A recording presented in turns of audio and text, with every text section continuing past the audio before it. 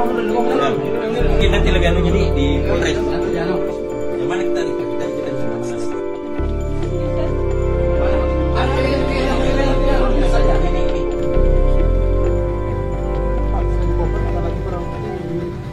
ini yang diamankan Pak, seperti handphone, kalung. Ada handphone dua yang ditemukan, itu milik almarhum Pin.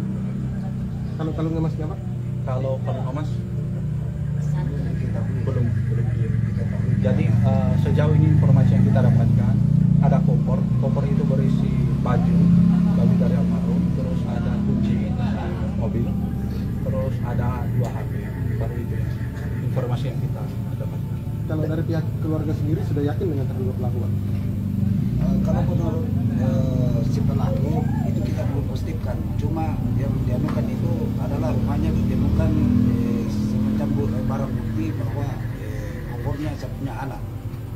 Kalau isu yang beredar Om terkait bahwa terduga pelaku tadi pernah bekerja di rumah ini memang si pelaku ini yang diketemukan barang di atas di mobilnya itu memang dia kerja kamarnya almarhum dengan kamarnya adiknya dengan memasang kanopi yang di samping kiri dan depan.